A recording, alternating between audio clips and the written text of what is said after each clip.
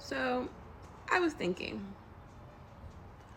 concept of a psychic and a psychic medium. What's the difference? Now, not all psychics are mediums, but pretty much all mediums are psychics. And what happens is when you are intuitive, you get your message from different clairs, right? There's clairvoyance, clairaudience, clairsentient, there's a whole bunch of them. And what happens is when you have that adept ability to see and hear or know something intuitively, that makes you a psychic. Now, sometimes you only come in dreams, right? Sometimes you need to have a tool of divination. You need a pendulum, you need cards, you need dice, you need something to help you communicate, right?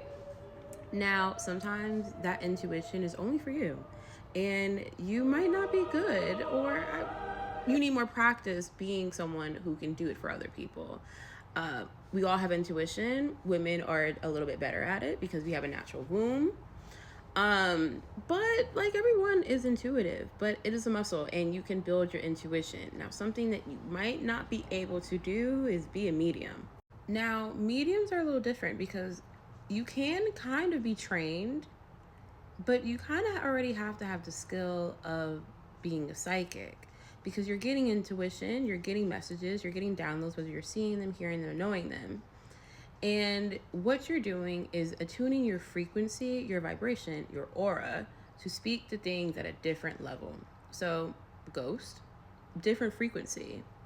Angels, a different frequency. Demons, a different frequency. Spirit guides, ancestors, etc. And that takes time.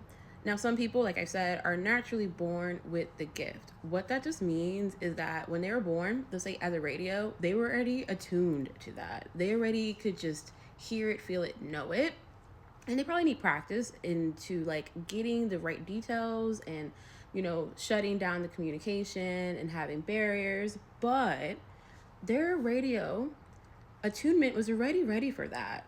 And with help, with mentors and people who do that, you can learn to attune yourself. But sometimes you might not be able to.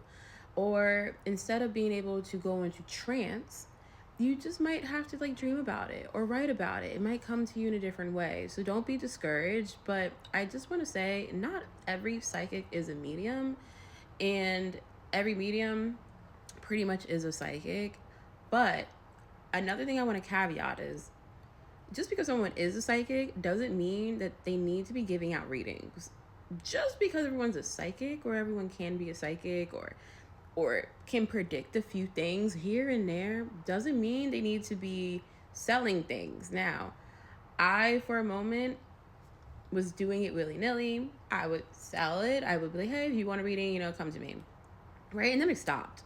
And if you knew me, you got one for free. Like if you knew me, you're like, hey, I need a reading. Cool. Now the reason for it is because it wasn't fun for me anymore. And the money is not important. I just want to help. And what happened was I felt like my frequency of being a psychic and be able to give information went a little bit too much on the medium side. And every time I was giving a reading, I was channeling. And that is really draining to the spirit. It's really draining to the body physically. For me, it's really draining. And any medium will tell you it is a lot of energy that you're putting out. I was doing it every time. And one, had to raise my prices and just had to be more selective of who I was giving readings to. Now, if you need help with being a psychic, you want to know if you, one, A, are a psychic, how to be better at being a psychic, or you're a medium and you want to know how I can be a better medium, message me. I got you. I have some tips and tricks and I have some notes from my mentors from the past and I'm willing to share. I do think that everyone can become great at their own toolbox. So I'm here to help.